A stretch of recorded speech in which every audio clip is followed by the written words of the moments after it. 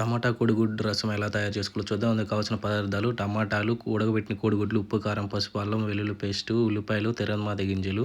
తర్వాత మనం ఒక కడాయి తీసుకొని అందులో కావాల్సినంత ఆయిల్ వేసుకోవాలి. ఆయిల్ వేడైన తర్వాత తెరమాత గింజలు వేసుకున్న తర్వాత మనం ఏవైతే కట్ చేసి పెట్టుకున్నామో ఉల్లిపాయలు వేయాలి.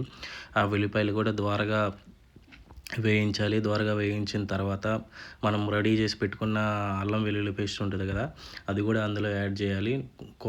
ఎండు కొబ్బరి కూడా యాడ్ చేయాలి. నేనైతే వేసాను, మీకు అవసరం లేకపోతే వేయకండి.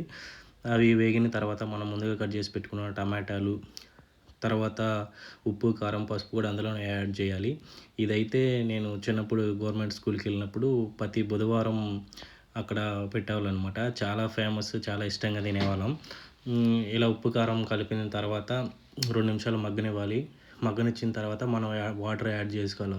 ఎక్కువ క్వాంటిటీలో వాటర్ తీసుకోవాలి. ఎందుకంటే మనం వేసే కోడిగుడ్లు మంచిగా ఎక్కువసేపు బాయిల్ అవ్వాలి. అవి కలర్ చేంజ్ అవ్వాలన్నమాట. కలర్ చేంజ్ అవ్వాలంటే ఉప్పు, కారం, పసుపు మనం అల్లం వెల్లుల్లి పేస్ట్ వేసామో అవి కోడిగుడ్డుకు పట్టేంత వరకు మనం ఎక్కువసేపు ఇలా యెల్లో కలర్ వచ్చేంత వరకు మనం ఎక్కువసేపు ఉడకనివ్వాలన్నమాట. ఇలా ఉడికిన దాని తర్వాత కొంచెం కొత్తిమీర చల్లుకొని వేడి వేడి అన్నంలో తినేయడమే. స్పెషల్‌గా ఏంటంటే